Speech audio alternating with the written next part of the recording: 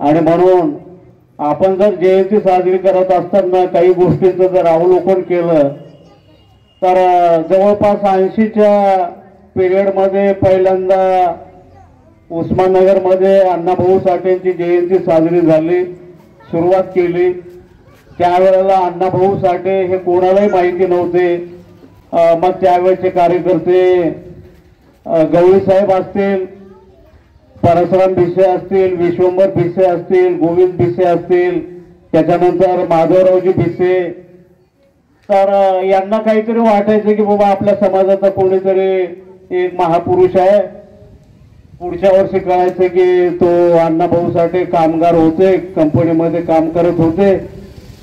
मग कोणीतरी अण्णाभाऊ साठेंची एक फोटो आणून दिली आणि मग त्यावेळेला कोणी वर्गणी द्यायचं किंवा नाही द्यायचं आणि त्यांच्या पद्धतीनं फोटो ठेवायचा, गुलाल उधळायचा, जागेवर पाया पडायचं आणि मग राम वाघमारे असतील, VN कपाळे असतील, जयराम बाबा सोनटके असतील, कदाचित त्यावेळेला थोडेसे लहान मारुती चिवळीकर असतील, अशा पद्धतीनं काही कार्यकर्ते अण्णाभाऊंचा विचार गावोगाव जाऊन सांगू लागले। या 5-25 वर्षाच्या काळामध्ये घराघरामध्ये एकच अण्णाभाऊ साठेंची फोटो असायचे आणि ते 10 खेड्यामध्ये लोक घेऊन जायचे। मग त्याच्यामध्ये माधवरावजी आंबटवाड असतील, RJ वाघमारे साहेब असतील आणि मग त्या काही काळामध्ये बदल झाला, घराघरामध्ये फोटो आला, घराघरामध्ये कुठेतरी अण्णाभाऊ साठेंचं एखादं पुस्तक आलं, कोणीतरी वाचू लागलं, कोणाला तर कळायला सुरुवात झाली। माझ्या काळातला पिरियड आला, पहिल्यांदा अण्णाभाऊ साठेंची जयंती गावामध्ये मिरवणूक काढली आणि तेव्हापासून या गावामध्ये मिरवणुकीला सुरुवात झाली। चांगल्या पद्धतीनं समाज जोडण्याची प्रक्रिया सुरू झाली। त्यावेळेला 1-1 रुपया कोणी जयंतीला देत होतं न देत होतं, आता कोणी तर 1000 रुपये देऊ लागले, 2000 रुपये देऊ लागले। काही नगद तर असे आहेत की 5000 रुपये कमी पडले तरी मी सारतो, दुसरा म्हणतो त्यांनी 5 दिले तर मी 10,000 रुपये त्याच्यामध्ये टाकायला तयार आहे। म्हणजे अशा पद्धतीचा एक बदल होत गेलेला आहे। आणि त्या काळामध्ये राम वाघमारे असतील, VN कपाळे असतील, या लोकांनी अंधश्रद्धा सोडा अशा पद्धतीचं, दिगंबर घंटेवाड होते, त्याच्यामध्ये लोकांनी एक संच उभा केला, गायक उभं केलं, खेड्यापाड्यामध्ये जायचे, गाणे म्हणायचे, लोकांना विचार सांगायचे। त्या काळामध्ये परिस्थिती अशी होती की प्रत्येक मांगवाड्यामध्ये गावापरत 10-20 घरामध्ये तरी देवकरण्या मातंग समाजाच्या असायच्या, म्हणजे असायच्या, देवीचं त्यांच्या अंगामध्ये यायचं। राम वाघमारे, VN कपाळे, घंटेवाड या लोकांनी त्या देवीच्या विरोधामध्ये म्हणण्यापेक्षा त्याच्यामध्ये आपलं भलं नाही अशा पद्धतीची भूमिका मांडली। त्याचा परिणाम असा झाला की आज जर एखाद्यानं बक्षीस ठेवलं की मातंग समाजातल्या नवीन मुलगी जर कुठली देवकरीण असेल, तिला मी 1 लाख रुपये द्यायला तयार आहे, तर शोधून सापडणार नाही। म्हणजे काही कार्यकर्ते उद्ध्वस्त झाले की या अंधश्रद्धेमध्ये, या देवीच्या नादामध्ये आपलं काही भलं नाही।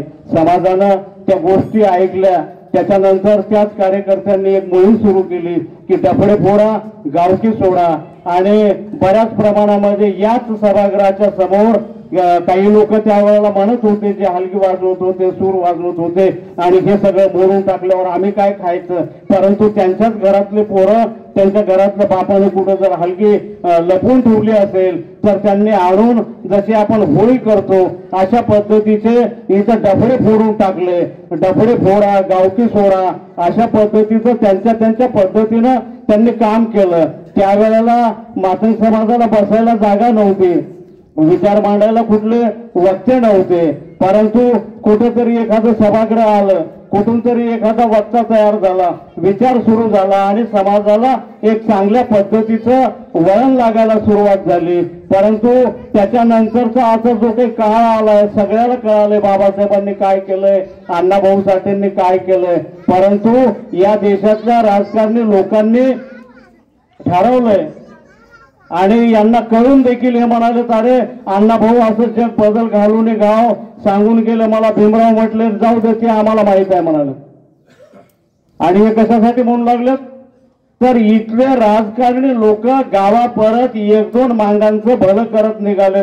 2 मांगाचं आपण भलं केलं की पूर्ण मांगवाडा 5 वर्ष आपल्या मागे राहतोय आणि ते दोघं पोटं भरणारे म्हणू लागले की नाही आमचं भलं होऊ लागले आणि समाजाचं काही आज कोणाच्या मागे गेलं कोणाला पाठिंबा दिला तर आपला फायदा होईल अशा पद्धतीची मेंटॅलिटी झाली। म्हणून ज्या इमानदारीच्या भावनेनं ज्यांनी समाज जागवण्याचं काम 25 वर्षाच्या 30 वर्षाच्या आधीच्या लोकांनी केलं त्याच्यातले अर्ध्याच्या वर लोक मरूनही गेलेले आहेत आणि आज समाजातले लोक स्वाभिमानाची भाषा बोलतात परंतु स्वाभिमान गहाण ठेवून आपल्या व्यक्तिगत फायद्यासाठी समाजाला पुढे जाऊ देत नाहीत। मला वैयक्तिक काय मिळेल अशा पद्धतीची असलेली परिस्थिती आहे। म्हणून महाराष्ट्रामध्ये आज मातंग समाज हा बेदखल समाज ठरलेला आहे। तो पावशिरीच्या आहारी एवढा घातलेला आहे। आज जर एखादा कार्यक्रम नांदेडला जर ठेवलेला आहे आणि जर उस्माननगरच्या लोकांना म्हटलं अरे बाबा असा असा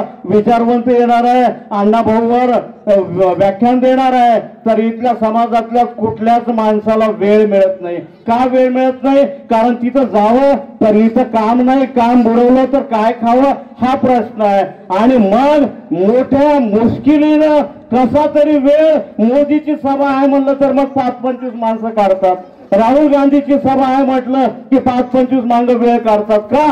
कोणीतरी गाडी बांधून दिलेली असती, कोणीतरी जाण्या येण्याची व्यवस्था केलेली असती, त्या दिवसभराचं 100 रुपये मिळतात। पण आमच्या जातीच्या भल्यासाठी बेंबीच्या देठापासून रक्त आटवून काहीतरी यांच्यासाठी करण्यासाठी सांगण्यासाठी प्रयत्न करत आहेत। त्यांचा मात्र विचार ऐकायला जायचा नाही। कोणी सांगत असेल तर त्याचं समजून घ्यायचं नाही का त्याच्यात आमचा काही फायदा नाही। ही मेंटॅलिटी समाजाचा सर्वनाश करत आहे। त्याचा परिणाम आज आपल्याला लक्षात येईल की अण्णाभाऊ साठेंची जयंती ही 22 ऑगस्टला दरवर्षी होते। या दिवशी 20 ऑगस्टला घ्यावी लागली का? 22 ऑगस्टला पोळा आहे। मग असेल तर काय होतंय?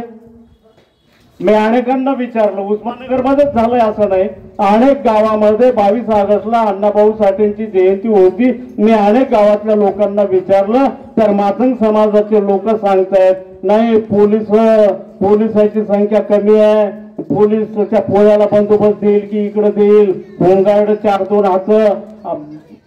अरे अण्णाभाऊ साठेंची जयंती साजरी करायची 22 ऑगस्टला हा आपला विषय आहे। पोलिस आहेत का नाहीत याचा तुम्हाला विचार करायची काय गरज आहे? ते पोलिसांचा विचार असेल अरे अण्णाभाऊंच्या जयंतीला कसा बंदोबस्त द्यायचा, पोळ्याला कसा बंदोबस्त द्यायचा हे पोलिसांचं काम आहे, मांगांचं काम आहे का? आपले साहेब कसं करतील, त्या गावला जातील की या गावला जातील त्या गावला? आपल्याला पोलिसांचा विचार करायची काय गरज आहे? माहित आहे नांदेडमध्ये 14 ऑक्टोबरला सगळे बौद्ध रस्त्यावर येतात। 14 ऑक्टोबरला दसरा असतो, सगळे हिंदूचे लोक रस्त्यावर येतात।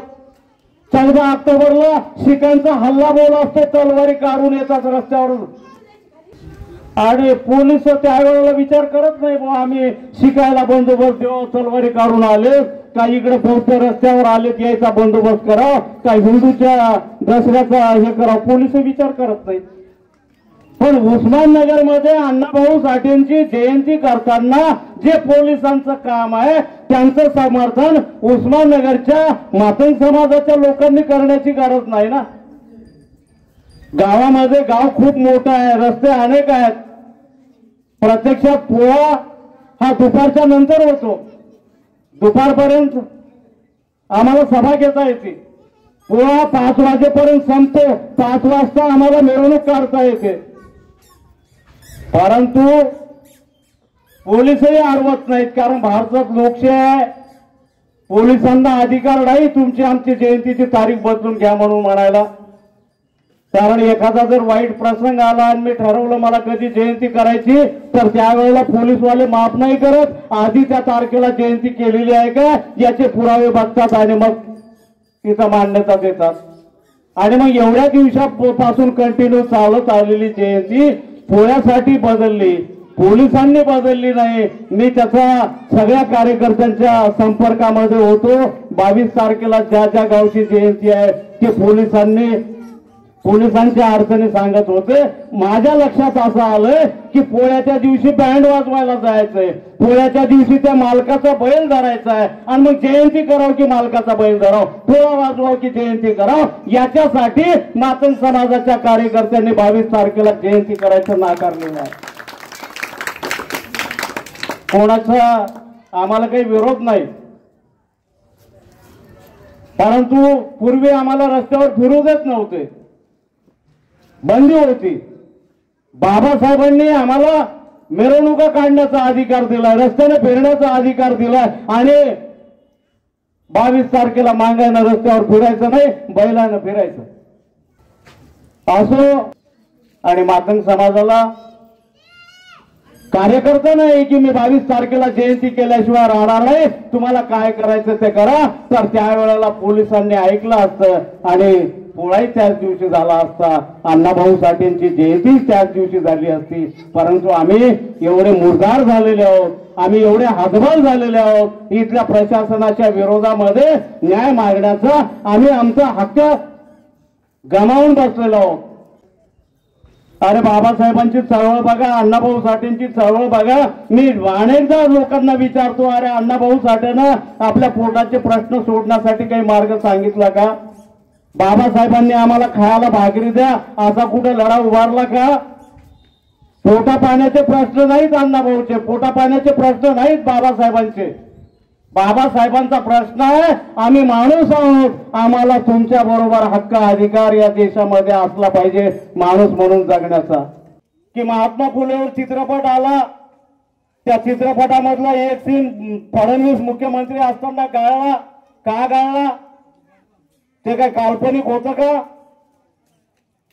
रामायण जसं मनानं काही लिहिलंय, महाभारत जसं काही लिहिलंय, तसं महात्मा फुलेचा इतिहास कोणी लिहिला का? नाही.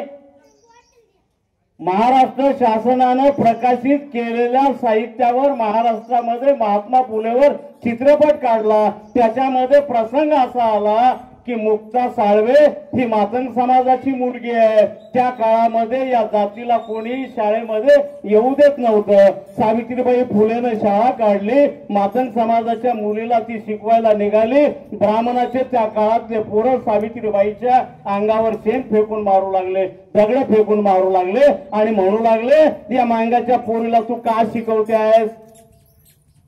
आणि फडणवीसला या लोकांना वाटलं अरे मांगाच्या पोरीला सावित्रीबाई फुले का शिकवत आहे म्हणून ब्राह्मणांचे पोरं दगड मारत आहेत आणि ही गोष्ट जर उद्या मांगांना कळली तर हे परत ब्राह्मणांना दगड मारतील. त्याच्यापेक्षा मांगांना कळूच नये मुक्ता साळवेचा भाग आम्ही गाळलाय आणि कुठल्या तोंडानं आम्ही म्हणायचं आमच्या जातीचा इतिहास लपवणारा मुख्यमंत्री त्याच्या काळातलं सेन्सॉर बोर्ड यांनी तो भाग वगळला. आम्ही कुठल्या तोंडानं म्हणणार आहोत की फडणवीस आमच्यासाठी चांगला आहे?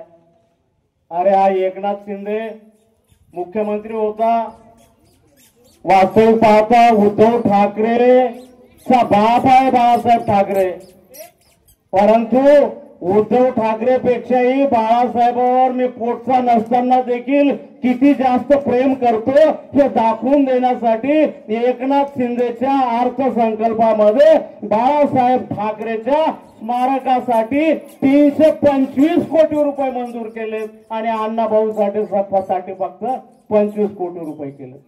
आणि तरी आमचे माणसं म्हणाले 25 कोटी काय कमी झाले का? अरे पैसा का तुझ्या बापाच्या घरचा आहे का? बाळासाहेब ठाकरेच्या स्मारकासाठी 325 कोटी रुपये आणि अण्णाभाऊ साठेच्या स्मारकासाठी 25 कोटी रुपये. शरद पवार आहे, या सगळ्या हिंदूंना माझा प्रश्न आहे.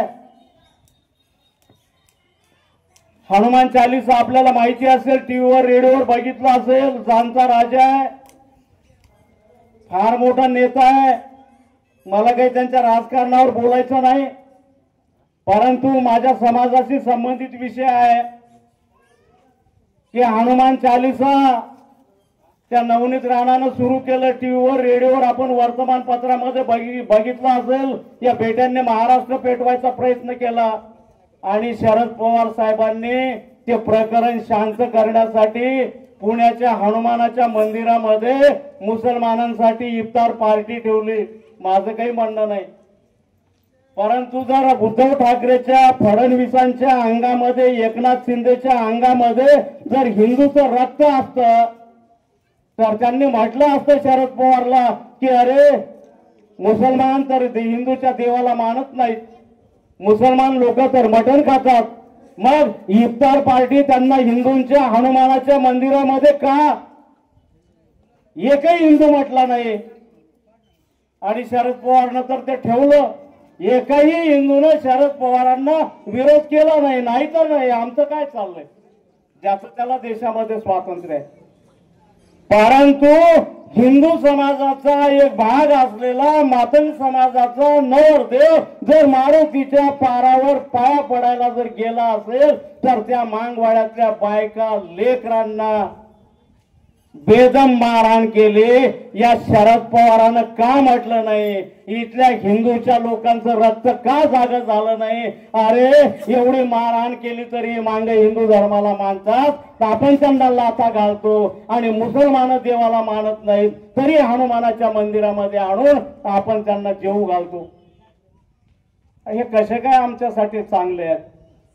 अरे आमच्या एखाद्या मातंग समाजाच्या माणसाचं कुठं घर जळालं असेल, कोणाला मारलं असेल तर प्रकाश आंबेडकर जाऊन येतो. मी त्याच्या राजकारणाचं समर्थन नाही करत.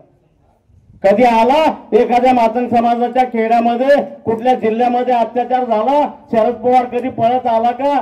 एखाद्या मातंग समाजाच्या माणसावर अन्याय झाला, उद्धव ठाकरे कधी पळत आला का. एकनाथ शिंदे कधी पळत येतो का.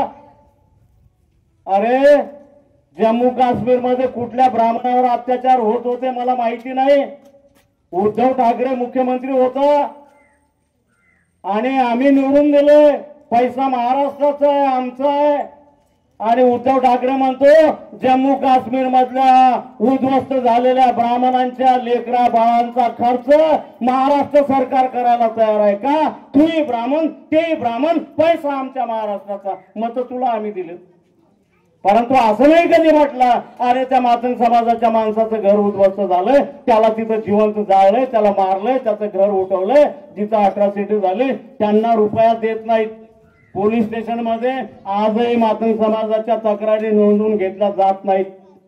मार खाऊन देखील पोलीसवाले मातंग समाजाच्या लोकांची बाजू घेत नाहीत. नांदेडमध्ये हेमंत पाटील आहे, त्याच्या प्रॉपर्टीची चौकशी करायचं प्रक्रिया सुरू आहे. आज न उद्या ती होईल आणि ती मी स्वतः करायला लावलेली आहे. कशासाठी. आम्ही एक समाजाचा कार्यकर्ता म्हणून समाजासाठी खपायचं, त्यांचे घरदार उद्ध्वस्त व्हायचे. ज्या ज्या लोकांनी बाबासाहेबांचा विचार मातंग समाजामध्ये सांगण्याचा प्रयत्न केला त्या लोकांना समाजातून बहिष्कृत केलं, त्यांच्या पोराबाळांच्या लेकरामध्ये अडचणी आणल्या, त्यांना गरिबीमध्ये ठेवलं आणि मालकाच्या वाड्यावर जगून आज सांगायचं बघा याला काही आयुष्यामध्ये करता आलं नाही. अरे त्या लोकांनी आर्थिक गोष्टी नाकारल्या परंतु विचार स्वीकारलेला आहे, विचारासाठी जगलेले आहेत. हा हेमंत तुम्हाला माहिती आहे, नांदेडचा आमदार, सगळे त्याला मॅनेज झालेला आमदार म्हणतात. आणि तो विधान परिषदेमध्ये म्हणतो काय म्हणतो माहिती आहे तुम्हाला कायदा. अरे येशू ख्रिस्त असं म्हणतो एके ठिकाणी, परमेश्वरा या लोकांना माफ कर कारण हे काय करतायत कसं जगतायत हे यांनाच कळत नाही. अरे बाबासाहेबांनी दिलेलं जीवन आहे, करा आणि खा, जगात कोणीही तारायला येणार नाही. तुम्हाला माहिती आहे फडणवीसनं कायदा केला जन सुरक्षा. काय केला की या देशातल्या या महाराष्ट्रातल्या मागासवर्गीय लोकांविषयी अत्याचार झाला म्हणून जे आवाज उठवतात त्या कार्यकर्त्यांना अटक करायचं. ना जमानत, ना कुठली फिर्याद, ना कुठला गुन्हा. तो समाजासाठी बोलतोय त्याला उचला आणि जेलमध्ये टाका. त्याची जमानतही होणार नाही, त्याच्यावर कुठला गुन्हाही असणार नाही, पण त्याला जेलमध्ये टाकायचं. असा जनसुरक्षा कायदा फडणवीसांनी पास करून घेतलाय. आणि तो म्हणतो की नाही मी डागांसाठी केलाय. आणि नांदेडचा हेमंत पाटील काय म्हणतो त्या विधान परिषदेमध्ये, त्याचे शब्द आहेत माझे नाहीत. तो म्हणतो एखाद्या दलित माणसावर जर अत्याचार झाला आणि मग तो कुठे जातो, एखाद्या कार्यकर्त्याकडे जातो. तो कार्यकर्ता पोलीस स्टेशन मध्ये जातो, पोलिसांना सांगतो साहेब माझ्या समाजातल्या गरीब माणसावर अत्याचार झालाय, त्याला न्याय द्या. आणि हा हेमंत पाटील म्हणतो की ज्या माळंगाच्या माणसावर अत्याचार झालाय त्याची बाजू घेऊन जो कार्यकर्ता पोलीस स्टेशनला चाललाय त्याला जेलमध्ये टाका. त्याचा गुन्हा काही असो का नसो, तो मागासाठी आलाय का अट्रॉसिटी करा म्हणून का? त्याच्या कोणीतरी आईकडचे, त्याच्या कोणीतरी बापाकडचे, त्याच्या कोणीतरी भावाकडचे आहेत मातंग समाजावर अत्याचार करणारे, आणि त्यांना अट्रॉसिटी लावा म्हणून मातंग समाजाचा कार्यकर्ता पोलीस मध्ये जातो आणि मग पोलिस आमच्या सूर्याला उचलून नेतात. म्हटलं इथं बोंडारला आमच्या माणसाला उचलून नेलं का? त्याने एका दलित माणसाला मारलं. कोणा उचलून नेलं? पोलिसांनी नेलं.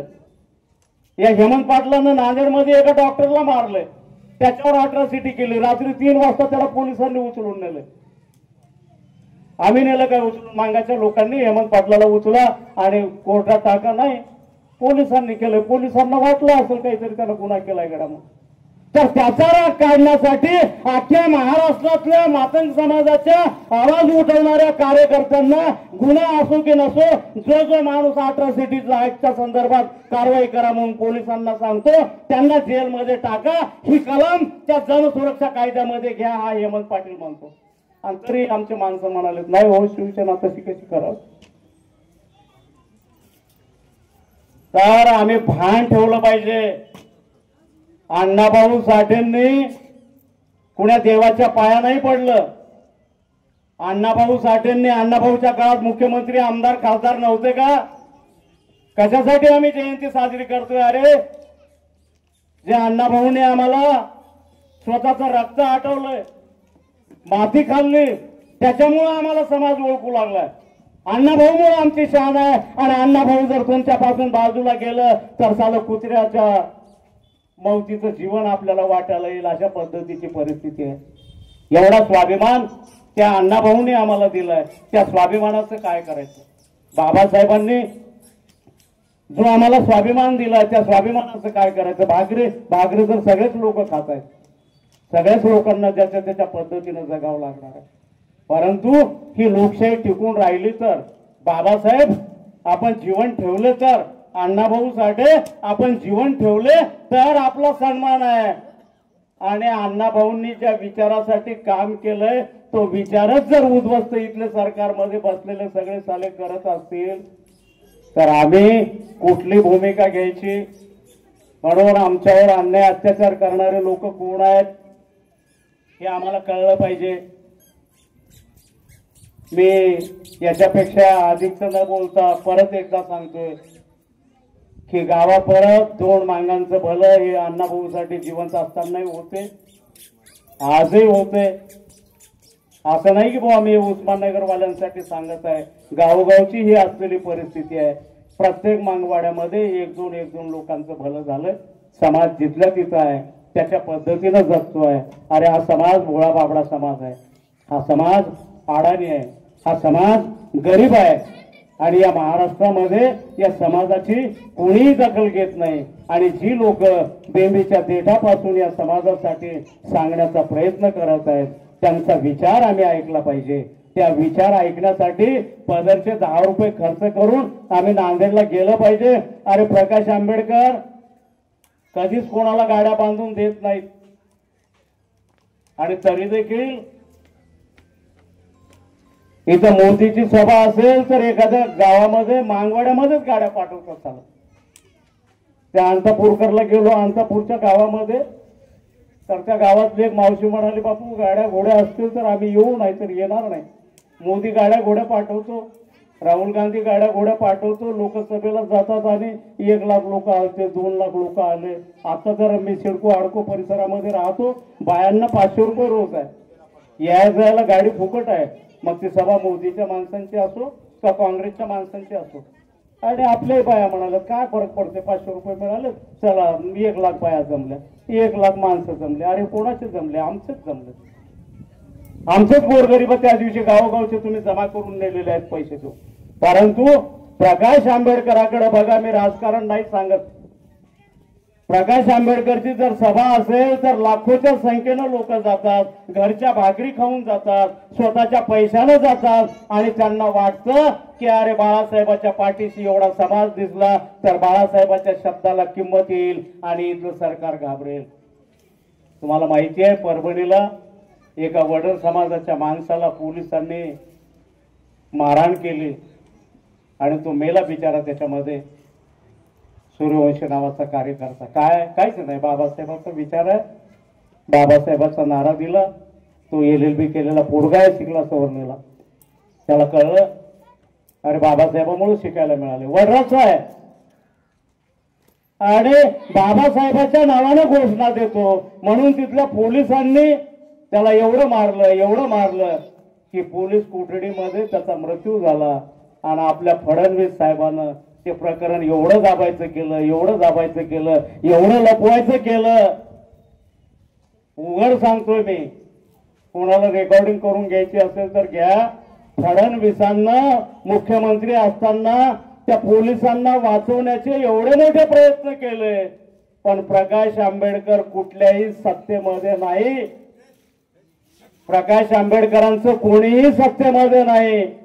त्या वडराच्या माणसाच्या पाठीशी प्रकाश आंबेडकर खंबीरपणे उभा राहिला, कोर्टामध्ये बाजू मांडली. पोलीस दोषी आढळून आले, प्रकाश आंबेडकरनं कोर्टाला पटवून दिलं, इथलं सरकार या पोलिसांना वाचवण्याचे प्रयत्न करत आहे.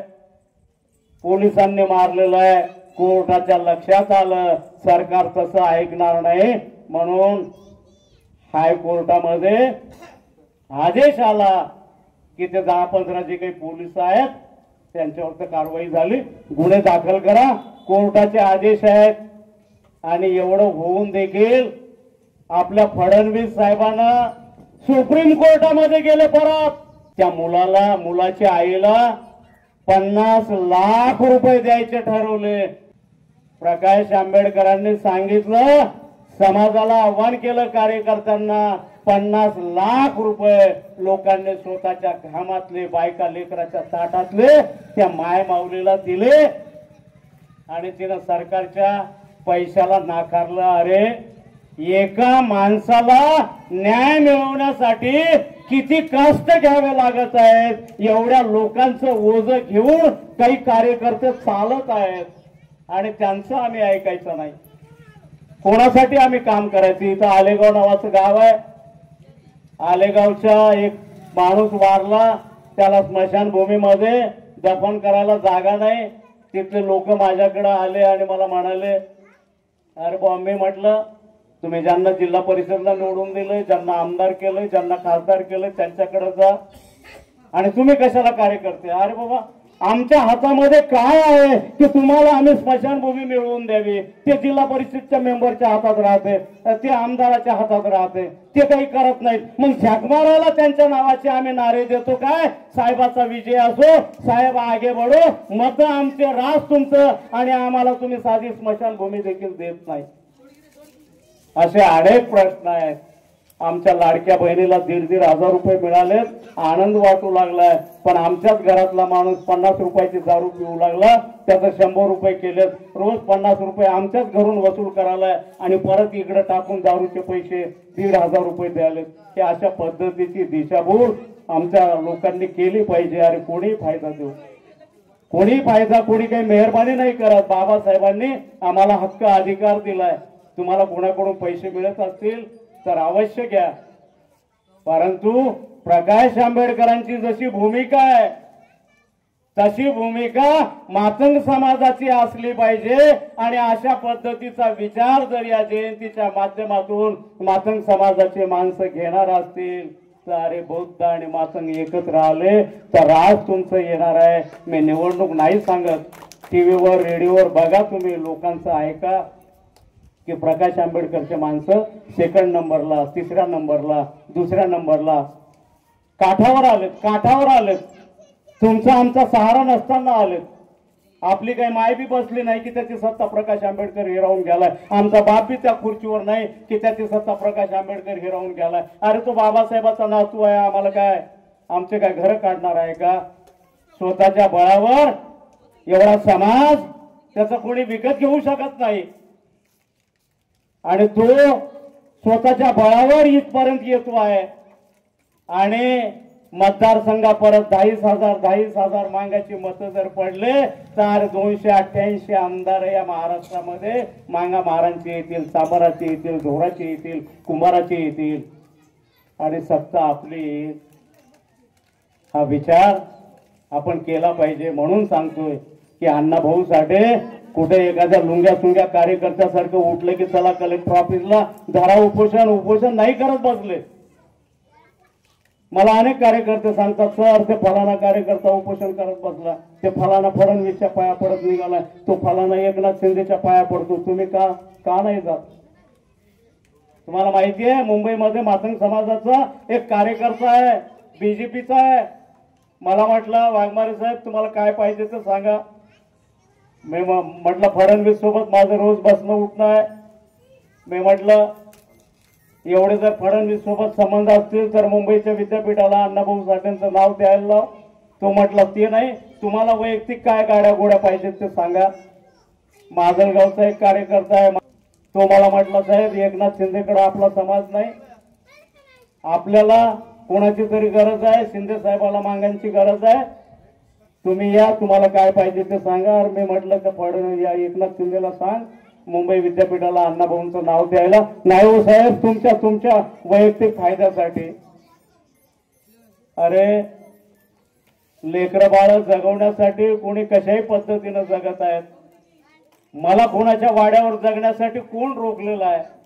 मीही जगू शकतो, पण माझा समाज, मी कुठं काम करत नाही, कुठं घाम गळत नाही, माझं काही रोजगाराचं साधन नाही, तरी देखील माझा समाज मला बायका लेकरांच्या ताटामधलं काढून जगवतो आहे. सन्मानाचं जीवन एक कार्यकर्ता म्हणून मी जगतो आहे. आणि आम्ही ठरवलं की साला अरे मला तर एवढी बोलण्याची संधी आहे, तुम्हाला तर बोलता येत नाही, करता येत नाही, मला तर काही देते. मी सिडकोतल्या अनेक कार्यकर्त्यांना म्हटलं अरे आमदार दिसला तर तुम्ही असं परत जाता, त्याच्या नावानं सगळं काही तुम्ही जय जयकार करत निघता. मी तर साला कधी कुणी आमदाराचं तोंड बघत नाही, कोणाच्या वाड्यावर जात नाही. मग तुम्ही तुमच्या आमदाराला जाऊन विचारा, साहेब आम्ही तुमच्यासाठी एवढं रातदिवस करतोय, तुमची गाडी बघल्याबरोबर आम्ही माकडासारखं नाचतोय आणि आम्हाला कुठंच का विचारत नाहीत. वाघमारे कुठल्या आमदाराकडे येत नाही. मग भीम जयंती असेल, अण्णाभाऊ साठेंची जयंती असेल तर त्या गावातले कार्यकर्ते बैठका घेतात, अरे त्या आमदाराला बोलवा आणि प्रबोधन करायला वाघमारेला बोलवा. यांनी सांगितलं पाहिजे की अरे वाघमारे तर वाड्यावर जात नाही आणि साहेबाच्या बरोबर जातो, तिथं शाल घेतो, साहेबाच्या बरोबर जातो, तिथं भाषण करतो, साहेबाच्या बरोबरही वाघमारेचा सन्मान होतो. मग साहेबाच्या समोर माकडावाने नाचणाऱ्यांना त्या स्टेजवर स्थान नाही. अरे उपासपोटी राहून समाजाला जागवण्याचं काम करतो म्हणून त्या आमदाराच्या बरोबरीनं सन्मान एक कार्यकर्ता म्हणून देखील माझा होतो. मी एकटा लाडका नाही, माझ्यासारखे अनेक कार्यकर्ते या महाराष्ट्रामध्ये काम करतायत. म्हणून हे कार्यकर्ते जगले पाहिजेत, हे विचारासाठी काम करतायत आणि कार्यकर्त्यांनी जर विचार करायचं जर सोडून दिलं तर तुमचं आमचं काहीही खरं नाही. जसं जम्मू काश्मीर मधलं कलम उठवताना उमर अब्दुल्लाला, तिथल्या मुफ्ती सय्यदला रातोरात उचललं, जेलमध्ये टाकून दिलं. सगळे तलवारी बंदुका घेऊन मुसलमान फिरणारे काय करतील? त्यांचा बापच तिथं कोंडून टाकलाय तर ते काय करतील? समाजासाठी आवाज उठवणारेच कार्यकर्ते या हेमंत पाटलाच्या फडणवीसच्या सूचनेनुसार जर उचलून टाकले तर तुम्ही काय करणार आहात? कोण विचारणार आहे इथल्या समाजातल्या गरीब माणसांना? अरे मी सांगतोय, चंद्रशेखर आहे, प्रकाश आंबेडकर आहे, मायावती आहे, वामन मेश्राम आहे, या 4 लोकांनी जर म्हटलं झालं किती या लोकांसाठी जीवन आठवाव, जाऊ द्या आता आपलं आपलं बघू, तर मुरमुरे खाल्ल्यासारखं आपल्याला खाऊन टाकतील. अरे कुठेतरी बौद्ध संघर्ष करणारा समाज आहे म्हणून त्याच्या वल सावलीला, त्याच्या आडोशाला या महाराष्ट्रातले मागासवर्गीय जिते आहेत, जगत आहेत. आणि त्याच बाबासाहेबांच्या विचाराशी आम्ही अंतर ठेवून राहत असू. मला एक कार्यकर्ता बोलला, मामा म्हटला मी सभागृहावर जय भीम लिहिलं आणि मला विरोध झाला, मला त्रास दिला. काय बिघडलं असतं? आता आता आता एक छोटं बालक आलं, बुद्धाला वंदन केलं, आज इथं बनते आहेत आणि जय भीम सगळं जग. अरे ब्राह्मणाचे लोक जय भीम म्हणू लागले, मुसलमानाचे लोक जय भीम म्हणतात. मराठ्यांच्या मी रात्री मोबाईलवर कुठंतरी बघितलं, महादेवाचं मंदिर आहे, सगळे साधू संत नाचायलेत आणि बाबासाहेबाचं गाणं आहे त्याच्यामध्ये. अरे लय मजबूत भीमाचा किल्ला. हिंदूचे लोक बाबासाहेबांच्या गाण्यावर ताल धरत असतील तर मातंग समाजाच्या माणसांना ॲलर्जी वाटण्याचं काहीही कारण नाही. आणि मी म्हणतो विरोध असेल तर विरोध जसं म्हणतात ना, बाप दाखव किंवा श्राद्ध कर. जय भीमला जर विरोध असेल तर बौद्धाचा माणूस रस्त्यानं जाऊ द्या, कितीही जवळचा राहू द्या, त्याला शरणात म्हणायचं, रामराम म्हणायचं, काहीतरी म्हणायचं, जय भीम म्हणायचंच नाही आपण. परंतु हे बदमाश बौद्धाच्या माणसाला जय भीम म्हणतात. आणि मांगवाड्यात आला कोणी, मांगाचा दुसरा एखाद्या घरातला शिकलेला पोरगा आला आणि त्याला जय भीम म्हणलं की याची तळपायाची आग मस्तकाला मी महाराव काय मला जय भीम म्हणाला. जर महाराला जय भीम करायला मांगानं मांगाला जय भीम केलं तर त्याला अभिमानच आहे, चांगली गोष्ट आहे ना. जय भीमच आपल्याला तारणार आहे, जय भीमचाच आहे. असो, इथं अनेक वक्ते बोलणारे आहेत आणि तरी देखील दादा मी या ठिकाणी सांगतो, एक माझं हक्काचं गाव आहे तर काही भूमिका मला मांडाव्या लागतात. परंतु खरंच सांगतो, याच ठिकाणी सभा झाली होती, बहुजन क्रांती मोर्चे काढले होते. तर माझ्या गावात चर्मकाराचे लोक आहेत, काही मुस्लिम आहेत, काही इतरही ओबीसीचे लोक आहेत. निळा झेंडा घेऊन बाबासाहेबांचे इथंच गाणे वाजू लागले. सगळे मातंग समाजाचे लोक, ज्याला काय म्हणू, हास्यस्मित होतं, सगळे आनंदित होते की बहुजन क्रांती मोर्चे काढण्यासाठी कुठल्याही सांबारानं म्हटलं नाही. त्यांना तर लोक म्हणत होते, अरे तुम्ही मातंग समाजासोबत कसं काय, तुम्ही बुद्धासोबत कसं काय. तरी ते म्हटलं नाही, अट्रॉसिटी कायदा बाबासाहेबांना आम्हालाही केलाय, ते मोडायचे प्रयत्न तुम्ही कराल्या, आम्हाला बुद्धा संघ राहिल्याशिवाय मार्ग नाही, आम्हाला बाबासाहेबांच्या विचाराशिवाय गेलं नाही. आणि या गावची सगळी बैठक इथं झाली. इथून लोक सगळ्या जाती धर्माचे, मातंगवाडा पूर्ण बायका लेकरा सहित त्या मोर्चामध्ये सहभागी झालेला आहे. परिवर्तनाचं गाव आहे, अनेक परिवर्तनवादी विचारवंत या गावामध्ये, मोठमोठे जिल्ह्यामध्ये असा एकही विचारवंत नाही पोरेच आहे की जो या मंचकावर आला नाही. सगळ्यांनी येऊन प्रबोधन केलेलं आहे, समजून घेणारं गाव आहे. परंतु आमच्या कार्यकर्त्यामध्ये छोट्या छोट्या उदासीनता आहेत. जसं की माधवभीचे इथं सामाजिक कार्यकर्ते आहेत, त्यांना मी म्हटलं तर पोरं काय करायला की बाबा मला काही माहिती नाही. प्राध्यापक विजय भिसे आहेत, मी म्हटलं जयंतीची काय तयारी सुरू आहे, ते म्हटलं मामा मला काही माहिती नाही पोरांचं काय चालू आहे ते. जबाबदार माणसं ही आहेत, यांनी जर पुढाकार घेतला तर इथले सगळे लोक सहकार्य करत आलेले आहेत. परत एकदा सांगतो, गवळी साहेबांच्या काळापासून विश्वंभर भिसे असतील, गोविंद भिसे असतील, माधव भिसे असतील,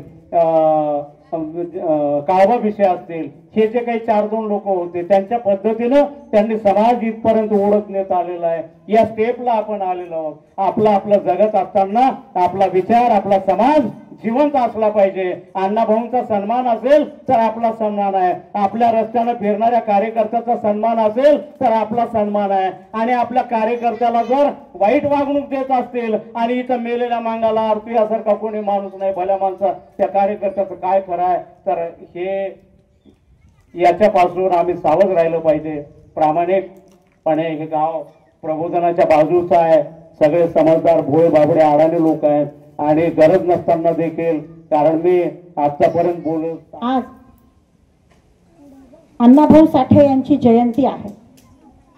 आपण म्हणतो की त्या समाजाची प्रगती कशावर मोजायची असती. डॉक्टर बाबासाहेब आंबेडकर म्हणतात की ज्या समाजाची प्रगती कशावर मोजायची असती, त्यांच्या समाजामधल्या स्त्रियांची किती प्रगती झाली यावर त्या समाजाची प्रगती मोजायची असती. मग आज ह्या कार्यक्रमामध्ये स्त्रियांची उपस्थिती किती आहे आणि इथं जमलेल्या सर्व पुरुषांनी एकटे आलेले आहेत. मला तर सगळ्यात जास्त दुःख आहे की माझ्या भावाने आमची वहिनीच नाही आणली. नेहमी सहपरिवार येत होते जिरोणेकर सर, आमच्या समाजभूषण म्हणून त्यांना नुकताच पुरस्कार मिळालेला आहे शासनाचा, आणि त्यांनीही आले नाहीत म्हणून मी सगळ्यात आधी त्यांचंच नाव घेतलेलं आहे. तर आपल्याला हे जे वैचारिक देवाणघेवाण आहे, जयंतीच्या निमित्तानं आपल्याला आपले महामानव जे आहेत त्या महामानवांना आपल्याला समजून घेण्याची ही संधी आहे, विचाराची देवाणघेवाण आहे. म्हणून बारा वाघमारे सरांनी इथं सगळ्यांना बोलवलेलं आहे. का तर आपण जेवढं बोललो, संवाद जर आपल्यामध्ये साधला गेला तर आपल्यामध्ये एकीकरण निर्माण होईल, आपली विचाराची देवाणघेवाण होईल आणि एकूण एकाला आपण समजून घेतल्या जाऊ. आणि जोपर्यंत असा जर दुरावा होत गेला आणि जर आपण एकूण एकाला बोललोच नाही, आपले विचार जर आपण सांगितलेच नाही, अण्णाभाऊ साठेंना आपण समजून घेतलं नाही, बाबासाहेबांना आपण समजून घेतलं नाही, तर हे जे दोन प्रवाह आहेत हे दोन असे अलगच चालत राहतील आणि यांना एकत्रित आणण्याचं काम बारा वाघमारे सरांनी आणि इथल्या गावकऱ्यांनी केलेलं आहे. हे मला तुम्हाला आवर्जून सांगावंसं वाटतं.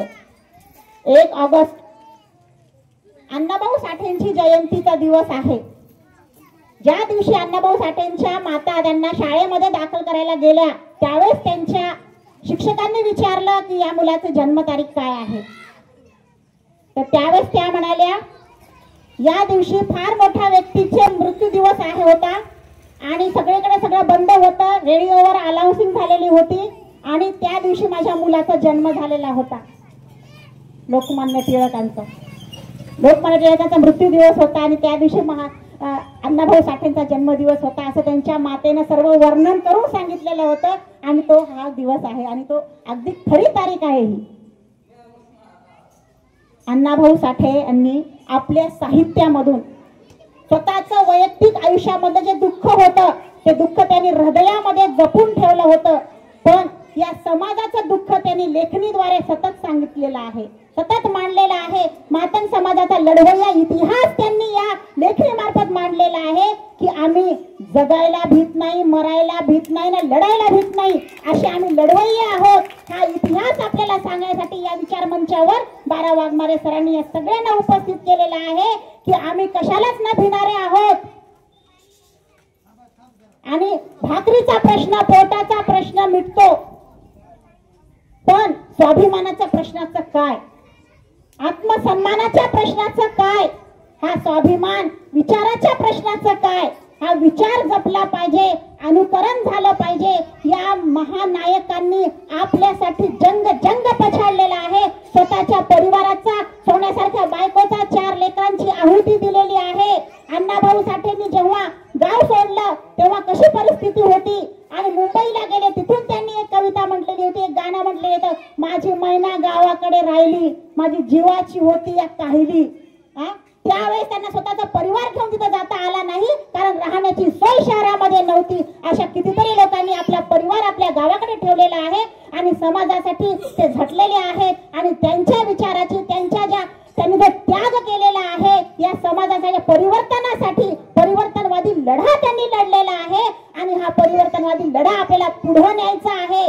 आपल्याला सतत संघर्ष करावा लागणार आहे, पावलाला संघर्ष करावा लागणार आहे.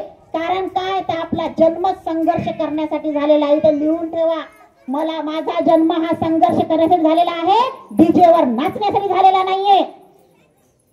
हे आपल्या मस्तकावर लिहून ठेवा की मी कशासाठी जन्मलो, मी कशासाठी जगत आहे, माझ्या जगण्याला काय उद्दिष्ट आहे, माझ्या जगण्याचा रस्ता कुठला आहे आणि त्या मार्गाने मला जायचं. अडथळे तर येणारच आहेत, कारण आपण ज्या जातीमध्ये, ज्या धर्मामध्ये आपण जन्मलेले आहोत, ज्या व्यवस्थेमध्ये आपण जन्मलेले आहोत, तिथं आपल्याला अडथळे हे पावलावर येणार आहेत आणि प्रत्येक अडथळ्याला ओलांडून जाण्याची क्षमता या महामानवाच्या विचारामध्ये आहे. जगण्याची प्रेरणा या विचारांमध्ये आहे.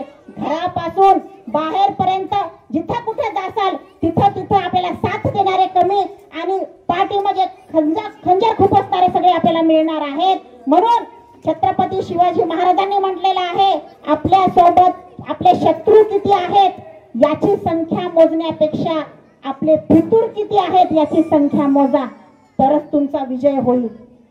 मोठे मोठे किल्ले लढले, पण किल्ले ज्यावेळेस हारतात त्यावेळेस काय बाहेरचा शत्रू येत नाही, तर किल्ल्यामधली कोंडी जी आहे दरवाजाची ते काढणारा आपलाच असतो आणि तोच आपला घात करतो. म्हणून म्हटलं जातं की आपल्यातला माणूस ओळखा, फितूर कोण आहे हे ओळखा. आणि हे ओळखायसाठी आपल्याला खूप पुस्तकं वाचावं लागतील, ज्ञान प्राप्त करावं लागेल, पंच इंद्रियांचा वापर आपल्याला करावा लागेल. या व्यवस्थेचा प्रत्येक वेळेसचा आपल्याला अभ्यास करावा देशामध्ये, आपल्या राज्यामध्ये, आपल्या जिल्ह्यामध्ये काय चाललेलं आहे यावर आपले चर्चासत्र आयोजित झाले पाहिजे. नुसते आज कालच्या सिरियल मध्ये हिरोईनने हिरोला काय म्हणली आणि तिने त्याच्यासोबत काय थोबाडीत मारलं याच्यावर चर्चा होण्यापेक्षा कालचा एपिसोड माझा बघण्यात आला नाहीये अशी चर्चा महिला वर्गांमध्ये होती. हे फार दुर्दैवाची बाब आहे. आपल्याला कुठेतरी गुंतवून ठेवण्यात गेलेला आहे. आपण गुंतवून राहत आहे. मग हे आपल्याला गुंतवणूक न राहण्यासाठी आपल्या महामानवाने पुस्तकं लिहिलेले आहेत. त्या पुस्तकांच्या वाचनामध्ये आपण गुंतवून राहिलं पाहिजे स्वतःला, असं नाही राहिलं पाहिजे. आणि आपण कसं जगलं पाहिजे आणि आपण कसं लढलं पाहिजे यासाठी हे पुस्तकांची निर्मिती त्यांनी केलेली आहे. आणि त्यांनी त्यांचा जो इतिहास जर आपल्याला सांगावा असं वाटत असेल तर आपण खरंच त्यांना एक कुठलाही लेखक किंवा साहित्यिक हा केव्हा बनतो तर तो अतिशय संवेदनशील व्यक्ती असतो, तोच साहित्यिक आणि लेखक बनतो. कारण त्याला समाजातल्या लोकांकडनं ते दुःख तो बघतो आणि ते दुःख आपल्या लेखणीतून मांडतो. म्हणजे तुम्ही विचार करा की साधा आपल्याला सोबत असणाऱ्या माणसाला आपण समजून घेऊ शकत नाही, तर समाजामधल्या या व्यवस्थेमधल्या लोकांना त्यांचं दुःख समजून घेऊन ते लेखणीमध्ये मांडणं आणि ही किती मोठी ताकद लागते. खरी परिस्थिती मांडणं ही किती मोठी ताकद लागते. फकीरा कादंबरी असो, त्यांच्या प्रत्येक कादंबरीमध्ये असे लढवय्ये लोक त्यांनी दाखवले आहेत. स्त्रिया तर त्यांच्या कादंबरीच्या अशा नायिका, अशा लढवय्या नायिका दाखवल्यात. या व्यवस्थेच्या विरोधामध्ये पेटून उठणाऱ्या नायिका त्यांनी त्यांच्या लेखणीमधून दाखवलेल्या आहेत. एवढंच नाही, जेव्हा आपल्या देशाला स्वातंत्र्य मिळालं त्याच्या दुसऱ्या दिवशी अण्णाभाऊ साठेंनी जवळपास 20,000 लोकांना घेऊन त्यांनी मोर्चा काढला. त्यांना पोलिसांनी परवानगी दिली नाही. आमच्या या देशामधल्या लोकांनी देश स्वतंत्र होण्यासाठी प्राणाची आहुती दिली. तुम्ही आज ही स्वातंत्र्याची लढाई बरोबर नाही असं म्हणून तुम्ही करताय, तर त्याच्या पाठीमागचा किती मोठा गहन विचार होता. स्वातंत्र्य मिळालं पण काही धनिक लोकांच्याच हातामध्ये परत ही सत्ता गेली. अण्णाभाऊ साठेंचा विचार बघा तुम्ही, त्यांचं ऑब्झर्वेशन बघा. इंग्रज गेले पण धनिक लोकांच्या मध्ये भारताची सत्ता आली. जवळपास 14 ते 15 मुख्यमंत्री सगळे प्रस्थापित व्यवस्थेतलेच आले. बाकी कोण आलं? त्यांचे गेले, त्यांची गुलामी नाकारली. परत हे आले, आता आपल्याला परत त्यांचीच गुलामी करावी लागणार आहे. म्हणून त्यांनी म्हणले की इस देश की आजादी झूठी है क्योंकि ये जनता भूकी है. एवढा प्रखर विचार त्यांनी दुसऱ्या दिवशीच मांडला.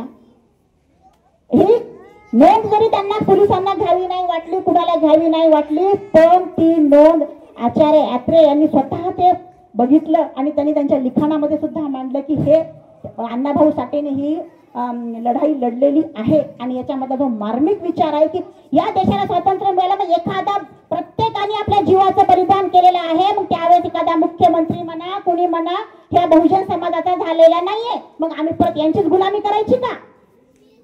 अशा पद्धतीने तो विचार त्यांनी मांडलेला होता. एवढे साहित्य, इतके सुंदर साहित्य, एकदा जर पुस्तक हातात घेतलं तर ते पुस्तक 10 वेळेस वाचल्यानंतर एक ओळीमध्ये त्यांचा मार्मिक अर्थ कळतो. त्यांच्या साहित्यावर पिक्चर्स तयार झालेले आहेत. त्यांचे पोवाडे, त्यांचा जो मेन हे होतं की त्यांनी एक शाहीपिंड, त्यांचा शाहिरी पिंड होता आणि त्या माध्यमातून त्यांनी जेव्हा एक लोककला सादर करत होते असता त्यावेळेस त्यांनी देवाची पूजा त्यांनी नाकारली आणि छत्रपती शिवाजी महाराजांचा पोवाडा गाणं किंवा त्यांच्या विचाराला हे करून त्यांनी त्या कार्यक्रमाची सुरुवात करत होते. म्हणजे तो विचार त्यांनी किती प्रखरपणे मांडला गेलेला होता. त्यांनी जे व्यवस्थेमधून जे पूजा अर्चना होत होती ती त्यांनी बाजूला काढली आणि शिवाजी महाराजांवर पोवाडा गायला सुरुवात केली. म्हणजे पहिला पोवाडा जर महात्मा ज्योतिबा फुलेंनी मांडला होता तर दुसरा पोवाडा अण्णाभाऊ साठेंनी मांडलेला होता. असे परिवर्तनवादी विचारसरणीचे आपले महानायक आहेत आपल्या समाजातले. पण आज त्याच्या पुढची पिढी हे नायकांची घडत का नाही यावरही आपल्याला विचार मंथन करण्याची गरज आहे. आणि आपण आज हे कार्यक्रमाच्या अंतर्गत आपण आपल्या विचाराची देवाणघेवाण करून पुढे कसं करायचं, पुढचे पावलं कसे पाडायचे आणि आपल्याला पुढे कसं जगायचंय आणि या सगळ्याचा अभ्यास कसा करायचा आहे या माध्यमातून आपण या सगळ्यासाठी इथे एकत्रित आलेलो आहोत. आणि आज जे मला 12 वाघमारे सरांनी इथं बोलवलं आणि जयंती मंडळाने मला इथं मान सन्मान केला त्याबद्दल मी सगळ्यांचे धन्यवाद. आणि मला इथं बोलण्याची संधी दिली त्याबद्दल मी सगळ्यांचे धन्यवाद करते आणि बाकी बऱ्याच लोक इथं मान्यवर बोलणारे आहेत, त्यामुळे मी माझी जागा घेते. धन्यवाद. आपल्या समोर एका वाघिणीने आपलं रूप दाखवलेलं आहे. कशाच्या जोरावर दाखवले सगळं रूप? विद्येच्या जोरावर. आणि दुसरं आहे ती बाबासाहेबांची वाघिणी. बाकीच्या वक्त्याने आपलं प्रबोधन केलेलंच असेल. ताई, तुमची जी खंत होती ती माझी खंत होती, मी तेच बोलणार होतो. जयंती ही पुरुषांची आहे का की सर्व समाजाची? असं मला आल्याला थोडं शंका वाटली.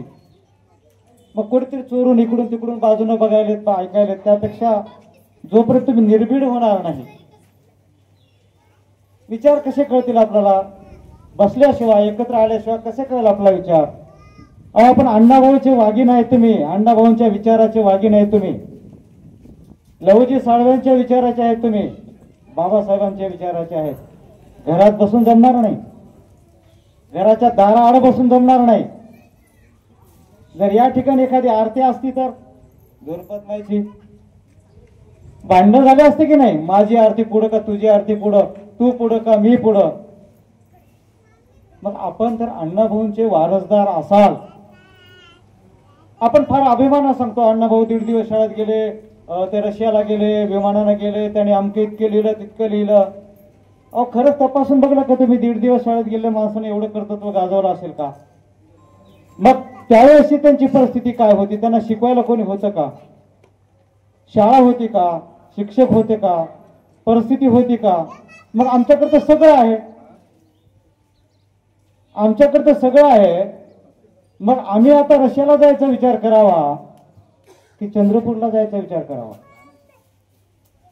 कोणता विचार मला मोठा करणार आहे? जलशी जरूर असावी. काय असावी?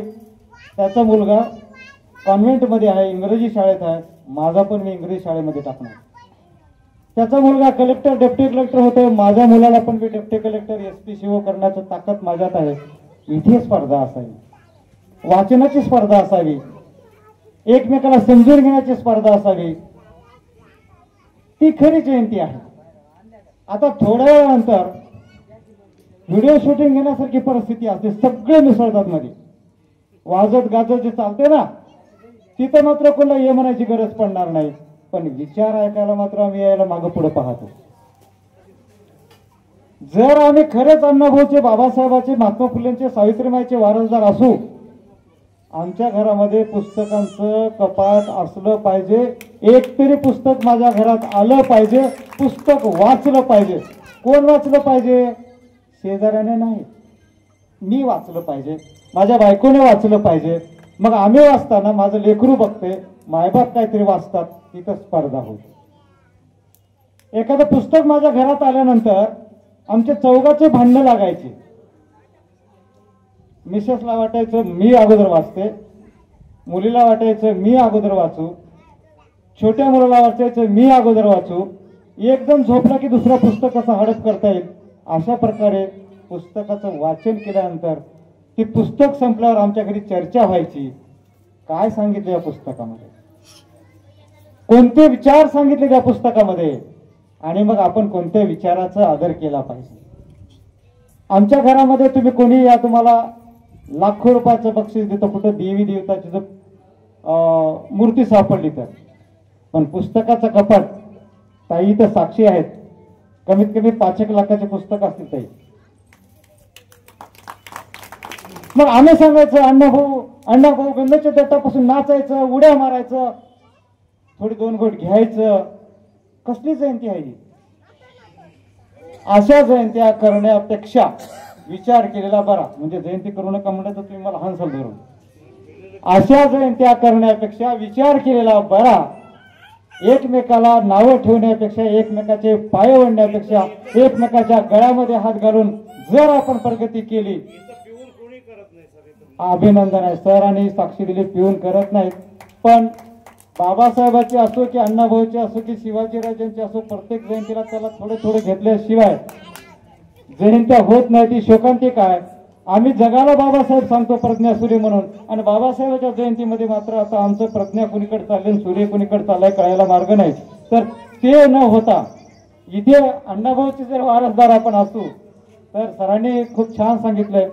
पण माझी विनंती आहे सर, पुढच्या जयंतीला येत असताना घराघरात न बसता इथे बसले पाहिजे. दुसरी गोष्ट, प्रत्येक घरामध्ये पुस्तक गेलं पाहिजे. ज्याच्या घरात पुस्तक त्याचं मस्तक सशक्त होते आणि ते मस्तक कुठे झुकणार नसते. अशा प्रकारे जर आपण जयंती केलं तर नक्की मला खात्री आहे येणाऱ्या काही काळामध्ये, कारण मी एवढ्या ताकदीने का बोलतोय, परवाच मिसेसला अण्णाभाऊ साठे साहित्य पुरस्कार मिळाला. इथे माझे अजून काही मित्र आहेत, पण आम्ही कोणाच्या पाया पडून घेतलेला पुरस्कार नाही. गेल्या वर्षी शासनाने लिहिलं होतं, जर आमच्यापेक्षा कोणी योग्य असतील त्यांना द्या, जर आमची लायकी असेल तर आम्हाला द्या. गेल्या वर्षी आमची लायकी शासनाने गृहीत धरली नव्हती. आज यावर्षी आम्ही सांगितलं आम्ही कोणाची शिफारस कोणाचा काहीही जोडणार नाही. ज्ञानाच्या बळावर जर मिळत असेल तर घेऊ. मग ती रात्रंदिवस लिहित होती. 400च्या जवळपास प्रमाणपत्र आहेत, अनेक ट्रॉफ्या आहेत, राष्ट्रीय आणि आंतरराष्ट्रीय लेवलवरचे पुरस्कार आहेत. शासनाला विचार करावा लागला. आता जर इथं दिलं नाही, माहितीच्या अधिकाऱ्याखाली जर मागितलं तर आपली बेइज्जत होऊ शकते. आणि 1700 लोकांमधून जेव्हा शॉर्टिंग झाली, खरा न्याय मिळाला. ज्ञानाच्या बळावर मिळाला, कोणाच्या बळावर नाही मिळाला. मग तुम्हाला पण मिळाला न्याय. तुमचा मुलगा सुद्धा अधिकारी होईल ना उद्या, तुमची मुलगी सुद्धा अधिकारी होईल ना उद्या. जर हे करायचं असेल तर वाचनाकडे मला वेळ द्यावा लागेल, घरातलं वातावरण बदलावं लागेल, घरामध्ये कुटुंबामध्ये चर्चा व्हावी लागेल, एकमेकाला चर्चा करावी लागेल आणि एकमेकाच्या सहकार्यानं आपलं उद्याचं जे भवितव्य आहे आपण नक्कीच उज्ज्वल करू शकतो. एवढंच या ठिकाणी बोलतो. आता जे तळमळीनं जे भावना मांडल्या, आमचे 12 वाघमारे असतील, शिरपूरमध्ये राहतात, आमच्या गावात आमच्या जयंतीला या, आम्हाला मान सन्मान दिला, आमचा सत्कार केला. मित्र, शिक्षण हे वाघणीचं दूध आहे, बाबासाहेबांनी सांगितलं. शिकलंच पाहिजे. शिकल्याशिवाय काय नाही, अज्ञानानं काय होतं का सांगा मला. शिकल्यामुळं या भारताचे सरन्यायाधीश भूषण गवई झाले साहेब, आणि भूषण गवई जेव्हा उभं टाकले मानवंदनेला तेव्हा सर्वात उंच होते. मग फडणवीस असतील, शिंदे साहेब असतील, अजित पवार असतील, ते बाजूला उभले. ही शिक्षणाची ताकद आहे. त्याच्यामुळे आपण शिकलं पाहिजे. बाबासाहेबांनी सांगितलं, या हिंदू समाजाने एवढा अत्याचार केला, त्याला बाहेर शाळेच्या बाहेर बघून शिक्षण घ्यावं लागलं, आणि ते या भारताचे घटनापती झाले साहेब. त्यांनी सांगितलं, मी या जन्मात हिंदू म्हणून जरी जन्मलो तरी मी हिंदू म्हणून मरणार नाही. आणि नागपूर या ठिकाणी त्यांनी बौद्ध धर्माची दीक्षा घेतली. का घेतली असेल दीक्षा? तुम्हा आम्हाला मान सन्मान दिलेलं वागणूक मिळत नसेल तर या हिंदू समाजामध्ये काय गरज राहायची? कुणाला वाटते ना? अन्याय सहन करणाऱ्यापेक्षा सहन करणारा गुन्हेगार आहे. शिका, संघटित व्हा, संघर्ष करा असे बाबासाहेबांनी सांगितलं. आणि अण्णाभाऊंनी काय सांगितलं? जग बदल घालून गाव सांगून गेले मध्य भीमराव. त्यांचे विचार अण्णाभाऊंनी सांगितले. पृथ्वी शेष नागाच्या मस्तकावर तरली नसून ती श्रमिकाच्या कष्टकऱ्याच्या तळहातावर तरलेली आहे म्हणाले. सगळं ते अण्णाभाऊ शोषित पीडित आहेत याच्या व्यथा जे मांडल्या कथा कादंबऱ्यामधून, जे व्यथा मांडल्या ते कुणासाठी मांडल्या? तर आपल्यासाठीच मांडल्या. वाघमारे साहेबांनी सांगितलं की एखाद्या गावामध्ये राजकारण चालते, एखादी आरक्षण सुटलं. बाबासाहेबांनी कशासाठी आरक्षण हे केलं की बाबा महिला या गावची आपली सरपंच झाली, सोबत आहे. कशामुळे झालं? या आरक्षणामुळे झालं. महिलांना कोणी होतं का? चूल आणि मूल होतं अगोदर, होतं ना? बरोबर आहे की नाही? सांगा तुम्ही. तर आपल्या मुलाला मुलीला शिकल्याशिवाय पर्याय नाही. आणि मातंग आणि बौद्ध समाज एकत्र राहिल्यावर आपल्याला पर्याय नाही. तर या शासनाचं षडयंत्रच आहे. अण्णाभाऊ साठे कुणासाठी केलं? महामंडळ मातंग समाजासाठी, महामंडळ आपलं महात्मा फुले महामंडळ बौद्ध समाजासाठी, रोहिदास महाराज चर्मकारांसाठी, मराठ्यांसाठी ते अण्णासाहेबांचं. असं हे सरकार जे आहे तुम्हा आम्हाला वेगळं करून, राजनीती करून, आपल्याला अलग अलग दिशा देऊन आपल्याला कधी एकत्र होऊ देणार नाही. आणि एकत्र झाल्याशिवाय आपल्याला आपला विकास होणार नाही. त्याच्यामुळे मी सर्व समाज बांधवाला अण्णाभाऊ साठेंच्या दिवशी मी विनंती करतो, आपण जास्तीत जास्त आपल्या लेकराला शिकवा. तुम्ही सर्व समाज बांधव, बहुजन समाज असतील, मराठा समाज असतील, सर्व एकत्र येऊन आल्याशिवाय आपला समाजाचाही विकास होणार आहे. असं कोणत्या संतांनी सांगितलं का सांगा? महात्मा बसवेश्वर असतील, अनेक नेते असतील, पण त्यांनी कोणाला सांगितलं का असं वागू नका, एकामेकाला हे करा, जातीवाद करा? कधी सांगितले का सांगा मला? सर्व संतांनी समानतेची वागणूक दिलेली आहे, पण आपण त्याची चांगल्या प्रकारे आपल्या डोक्यात विचार घेतला पाहिजे. डोक्यावर घेऊन नाचण्यापेक्षा डोक्यात विचार घेऊन जयंती केली पाहिजे. नुसतं डीजे लावले की आता सर्व लोक येतात, कार्यकर्ते येतात, नाचतात, जयंती साजरी होते. आनंद सो साजरा केलाच पाहिजे, मध्ये काय हरकत नाही. पण या थोर नेत्यांच्या विषयी आपल्याला या भाषणामधून जे आपलं प्रबोधन करतात ते प्रबोधन बी ऐकायला पाहिजे. आपल्या भर बुद्धीमध्ये भर, आपण तर पुस्तकं वाचत नाही, या महान नेत्याच्या भाषणामधून आपल्या तर बुद्धीत फरक पडतो. याच्यासाठी आपण ऐकलं पाहिजे. आणि मी डॉक्टर अण्णाभाऊ साठे यांच्या जयंतीनिमित्त पुन्हा एकदा तुम्हाला शुभेच्छा देतो. थांबतो. जय भीम, जय बुद्ध, जय भारत. आपल्या गावामध्ये जयंती साजरी होत आहे. मला अध्यक्ष म्हणून त्यांनी माझ्यावर जबाबदारी दिली. खरं तर ही जबाबदारी फार मोठी असते, पण त्यांनी माझ्यावर विश्वास टाकला. वाघमारे साहेब या ठिकाणी ज्यावेळेस कार्यक्रमाला सुरुवात झाली, ऋषभ भिसे हा मुलगा उठला आणि त्याने भाषणाला सुरुवात केली. मला सांगा, आज या देशाला स्वातंत्र्य मिळून 75 वर्ष होऊन गेले, पण मातंग समाजाची मुलं किती वर्षापासून इंग्लिश मध्ये बोलतात? ऋषभ भिसे हा आला स्टेजवरती, एखाद्या मी म्हणणाऱ्या माणसाला स्टेजवर येऊन बोलता येत नाही, त्याचे हातपाय थरथर कापतात. माझे सुद्धा अगोदर कापत होते, कारण मी वयाच्या लहानपणापासूनच या चळवळीमध्ये आहे. कारण ॲडव्होकेट राम वाघमारे किंवा व्ही.एन. कपाळे यांच्या सोबत जर केलं तर सर्वप्रथम मला उठून मला भाषण करायला सांगायचे, कारण तेवढा मोठा नेता अगोदर भाषणाला सुरुवात व्हायची नाही.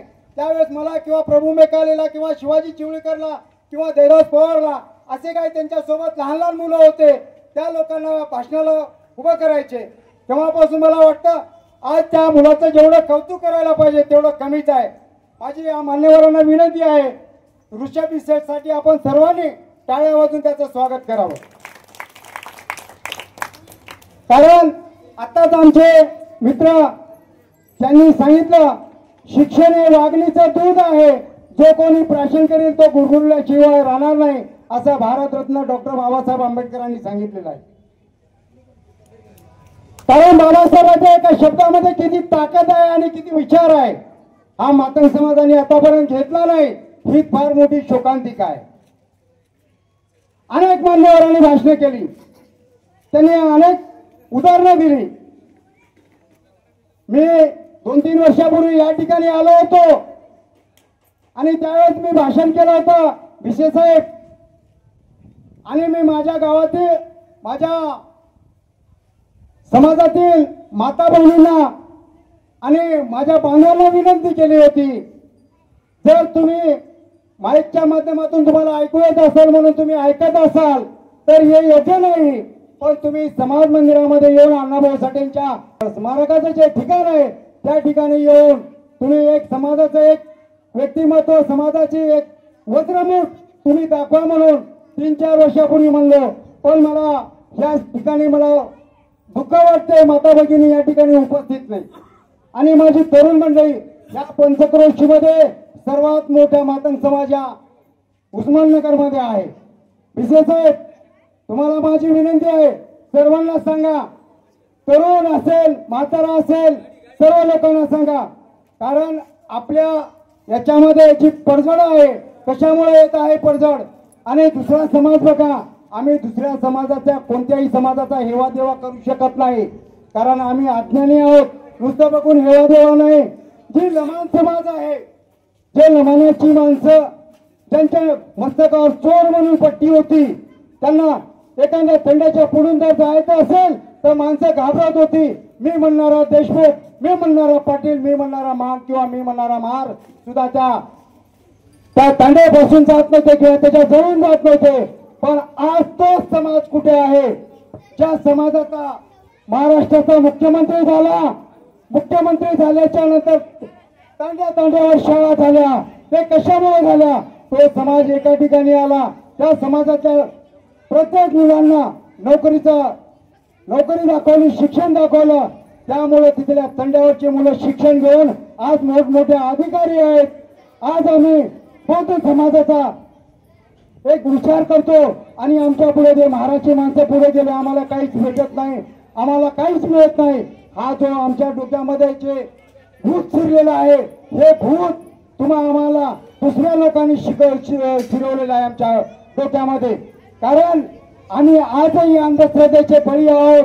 आम्हाला अंधश्रद्धेशिवाय दुसरा काही पर्याय नाही. कारण अंधश्रद्धा ही समाजाला घातक आहे. ज्या अण्णाभाऊंनी सांगितलं, पृथ्वी ही शेषाच्या मस्तकावर तरली नसून तरी श्रमिक कष्टकऱ्यांच्या हातावर तरलेली आहे. मग अण्णाभाऊंनी रशियाच्या अनुभवावर सांगितलं, पण मातंग समाजाच्या डोक्यामध्ये नाही, अजिबात नाही. 1 ऑगस्ट ते 31 ऑगस्ट पर्यंत जयंती साजरी करायची. मी म्हणणारा नेता यायचा स्टेजवरती, ज्याला समाजाचं काही देणं घेणं नाही. हरे तूर घ्यायचे, हरे तुरे घेऊन बाबासाहेबांचं अण्णाभाऊचं नाव घ्यायचं, पण समाजासाठी काहीच करायचं नाही. हा आतापर्यंतचा इतिहास आहे. कारण मी चळवळीचा कार्यकर्ता मी म्हणत नाही, पण माझ्या नाकामध्ये शिमूड होता. तेव्हापासून ॲडव्होकेट राम वाघमारे, वीएन कपाळे, अण्णाभाऊ साठे संघर्ष समितीच्या माध्यमातून मी काम केलेलं आहे. अण्णाभाऊ साठे संघर्ष समितीच्या महाराष्ट्राच्या मातंग समाजाला शहाणपण देण्याचं काम केलेलं आहे. कारण अनेक ठिकाणी मी जयंतीला जातो, त्यावेळेस अण्णाभाऊ साठे संघर्ष समितीचं नाव घेत नाहीत किंवा या ॲडव्होकेट राम वाघमारेचं नाव घेत नाहीत, वीएन कपाळेचं नाव घेत नाहीत. अनेक काही त्यांच्या सोबतचे कार्यकर्ते होते, त्यांचं कोणी नाव घेत नाही. कारण आता ते मोठे झाले, शहाणे झाले, सर्व काही झालं, त्यांच्याकडे पैसा आला, आता त्यांचं काही नाही, माझं नाव घ्या म्हणतात. ते गेले. हो, मी समाजाचा नेता आहे, पण तुम्ही समाजासाठी कोणतं काय आंदोलन केले, समाजासाठी काय केलं, हे त्यांना जर विचारायचं म्हणलं तर ते काही सांगू शकत नाही. ते अजिबात सांगू शकत नाही. आज मी सांगतो, मी ज्यावेळेस आमची कार पाण्यामध्ये फसली, आम्ही 6 जण होतो. त्याच्यामध्ये सतीश कावडे, ॲडव्होकेट राम वाघमारे, मी शाहीर डीएन वाघमारे आणि एक दुसरा ड्रायव्हर होता आणि प्रभू मेकाले होता. तर आम्ही या 6 जणांमध्ये रात्रभर आम्ही त्या पाण्यामध्ये, अण्णाभाऊ साठेची जयंती ऑगस्टमध्ये, पूर्ण मुसळधार पाऊस. त्यावेळेस सकाळी उठल्याच्या नंतर पूर्ण गढूळ पाणी, पण ज्या ठिकाणी बैलाचं किंवा म्हशीचं खूर असते त्या ठिकाणी असं नितळ झालेलं पाणी, हे असं एका प्रत्येक खुरामधलं पाणी घेऊन आम्ही चूळ भरून तोंड धुतलेले माणसं आहोत. कारण आम्ही त्यावेळेसचे कार्यकर्ते आहोत. कारण आम्हाला एवढंच म्हणायचं आहे, जोपर्यंत आमचा मातंग समाज फुले, शाहू आंबेडकर, अण्णाभाऊ यांच्या विचाराने वागणार नाही, तोपर्यंत काही नाही. कारण मातंग समाज हा अंधश्रद्धेमध्ये गुरफटून आहे. त्या अण्णाभाऊने मर्याईचा गाडा लिहिला, ते मर्याईचा गाडा पुस्तक लिहिलं, त्या पुस्तकामध्ये असं लिहिलं. पण आमचा समाज आजही, आज तुम्हाला माझी विनंती आहे, या ठिकाणी नारळ फोडला, मी बऱ्याच ठिकाणी जातो, त्या ठिकाणी सांगतो की बाबा तुम्ही पुढल्या वर्षी नारळ फोडू नका. अण्णाभाऊ साठेच्या पुढे नारळ फोडायची काही गरज नाही, फक्त त्यांना गुलाल लावू शकता आणि हार अर्पण करा. माझी एवढी विनंती आहे. नारळ फोडणं कशासाठी आहे? नारळ फोडायचं म्हणजे तर आपण देवाला फोडतो म्हणून नारळ फोडायचं, ते नाही. ज्या वेळेस मर्याईचा गाडा आला म्हणून पूर्ण गावामध्ये मर्याईमुळं हाक लागली, असं झालं तसं झालं म्हणून ज्यावेळेस लोक म्हणतात, आता मर्याई कोणाच्या घरी आहे का, कोणाच्या दारामध्ये आहे का? सगळीकडे डॉक्टर झाले, गावागावामध्ये डॉक्टर आहेत, 2 मिनिटांमध्ये कुठेच काही नाही. पण मातंग समाजाची माणसं आजही, मातंग समाजाच्या महिला आरत्या घेऊन त्या शेंदूर लावायला तिथं जातात, पांढरा कागद घेऊन जातात, तिथं निवड घेऊन जातात आणि परत घरी येऊन त्याचं पाणी त्या लेकराला पाजवण्याचं काम करतात. माझी विनंती आहे, या मर्याईमुळे काहीच नाही. ज्यावेळेस मर्याईचा गाडा आला म्हणून एका गावामध्ये पूर्ण अहंकार माझा. त्यावेळेस मर्यादेचा गाडा पाठवायचा कुणीकडे, पूर्वेकडे का पश्चिमेकडे का उत्तरेकडे का दक्षिणेकडे. मी थोडक्यात सांगत आहे, फार मोठा इतिहास आहे, ते पूर्ण पुस्तक वाचलेलं आहे मी, त्याचा अनुभव सांगतो. मग पूर्वेला जायचं म्हणलं की रामराव पाटील हातामध्ये काठी घेऊन उठले. पूर्वेला मर्यादेचा गाडा पाठवायचा म्हणलं की रामराव पाटील म्हणले, ए मर्यादेचा गाडा तिकडे पाठवायचा नाही म्हणले. म्हणले का? माझी लेक राहती, माझी लेक राहती. जर हे गाडा माझ्या तिकडे गावा, माझ्या लेकीच्या गावाकडे जर गेला तर मग माझ्या तिथं लेकीला हा भोग लागल, तिकडे तिथले माणसं मरतील, तर त्यासाठी जायचं नाही. मग बरं बाबा रामराव पाटलाचं राहू द्या म्हणले. शंकरराव पाटील उठले. इकडे उत्तरेला निघालं की शंकरराव पाटील म्हणले तिकडे नका म्हणले, तिकडे माझ्या युवाचं गाव आहे म्हणले, कारण तिकडल्या गावची सून ह्या शंकरराव पाटलाच्या गावावर घरी होती. मग ठीक आहे बाबा, मग जायचं कुणीकडे? आता हे दोन दिशा उरले, दक्षिण आणि पूर्व.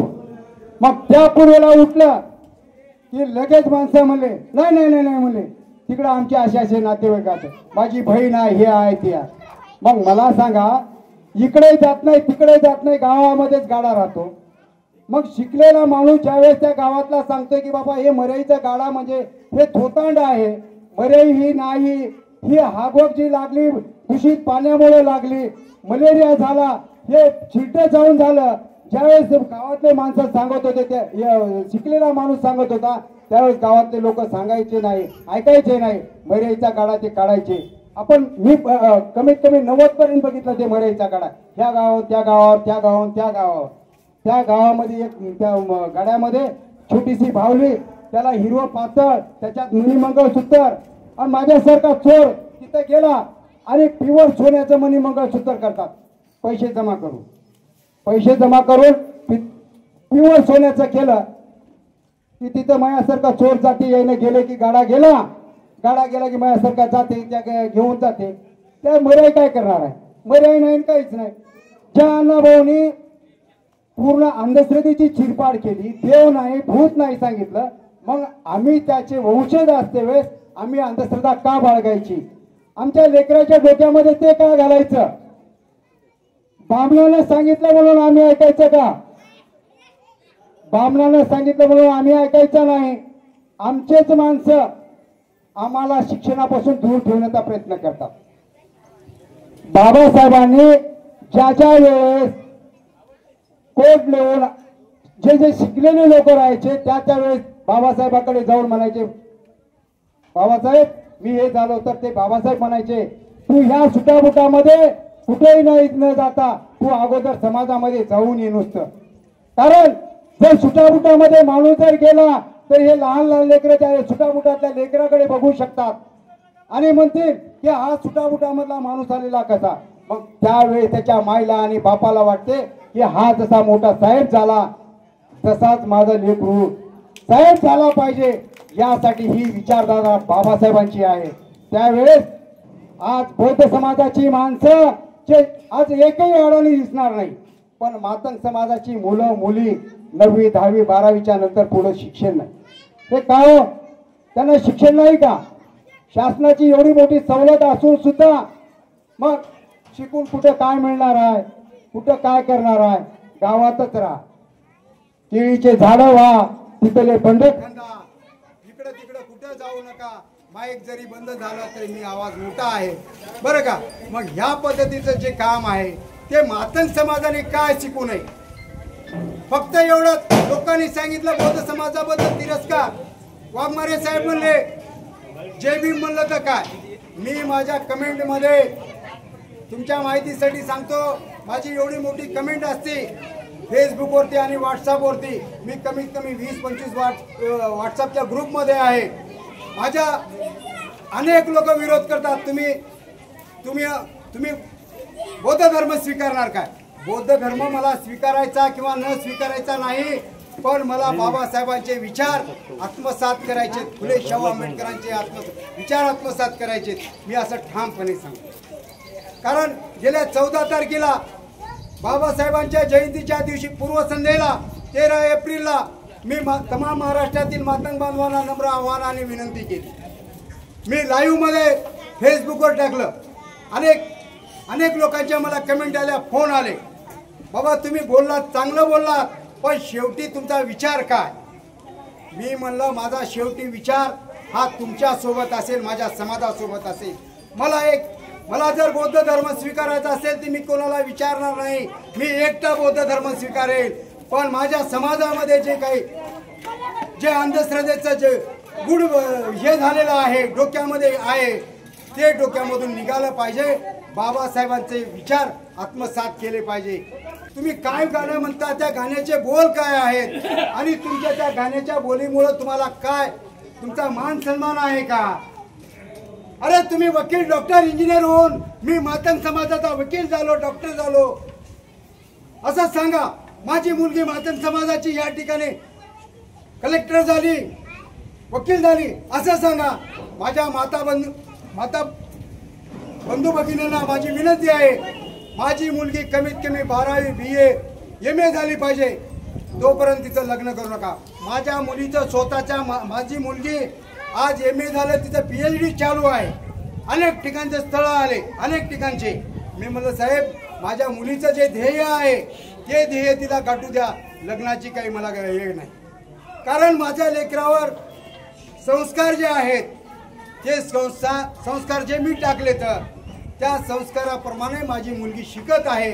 जर मी तिचं जर मन दुखावलं, तिचं लग्न जर केलं, तिची जी काय अपेक्षा, तिचं ध्येय आहे ते गाठायचं जर राहून गेलं तर उद्याला 4-6 महिन्यामध्ये लग्न जर केलं, 2 लेकरं होतात, भांडणं होतात नवरा बायकोचे, परत इकडे या, परत सांगा त्यांना. जर मुलगी माझी सक्षम झाली आणि स्वतःच्या पायावर जर थांबली तर ते तिचं ध्येय, ती उद्याला लग्न जर केलं तर तिचे मुलं बाळ चांगले होऊ शकतात, ती तिच्या लेकरांना चांगले संस्कार देऊ शकते. त्याच पद्धतीनं माझा समाज सुद्धा त्याच पद्धतीनं झाला पाहिजे, ही माझी तळमळ आहे. अजून माझी एक विनंती आहे, समाजामधल्या प्रत्येक मातंग बांधवांनी आपसामध्ये भांडण, तंटा, द्वेष भावना ठेवू नका. माझ्या माता भगिनींना सुद्धा माझी विनंती आहे, तुमच्यामध्ये जोपर्यंत प्रेमाचं नातं जुळत नाही तोपर्यंत माणसं एका ठिकाणी येत नाही. तुमच्यामध्ये भेदभाव कोणताही काही असेल तो विसरून जा. तो माझा भाऊ आहे, ती माझी बहीण आहे, ते माझ्या भावाचा मुलगा आहे. जर कुठं मार्गाला जात असेल, कोणी सिगारेट ओढत असेल किंवा काही करत असेल तर तुमच्या डोक्यामध्ये येऊ देऊ नका. जाऊ द्या हो, ते लई मादर चोद आहे, त्याला काय करायचं असं म्हणू नका. जर तो ऐकत नसेल तर दुसऱ्या माणसाला सांगा, अरे बाबा ते वाघमारेचा मुलगा असा असा दारू प्यालाय किंवा बिडी ओढालाय, त्याला सांगा. असं सांगण्याचा प्रयत्न करा, एवढी माझी तळमळीने विनंती आहे. कारण माझा समाज हा वेशनाधीश होत चाललाय, वेशनाधीश. कारण माझा प्रत्येक माणूस 90% मातंग समाज माणूस हा वेशनेच्या आहारी चाललाय. तेव्हा माझी विनंती आहे, तुम्ही सुद्धा वेशनावर थोडा आळा घाला. आपल्या मुलाबाळांना शिक्षणाचा जास्तीत जास्त 2 रुपये खर्च करा. या ठिकाणी बारा वाघमारे साहेबांनी मला बोलवून या ठिकाणी मान सन्मान केला, या कार्यक्रमाचा अध्यक्षपद दिलात आणि या गावच्या जयंती मंडळाचं तसेच विशेष म्हणजे आमचे मित्र प्राध्यापक विजय भिशे सरांचं या ठिकाणी मनपूर्वक आभार मानतो. आणि आपण माझे तोडके मोडके का होईना 2 शब्द शांत चित्तानं ऐकलात, त्याबद्दल मी आपल्या सर्वांचे आभार व्यक्त करून मी माझे 2 शब्द या ठिकाणी संपवितो. जय अण्णा, जय भीम.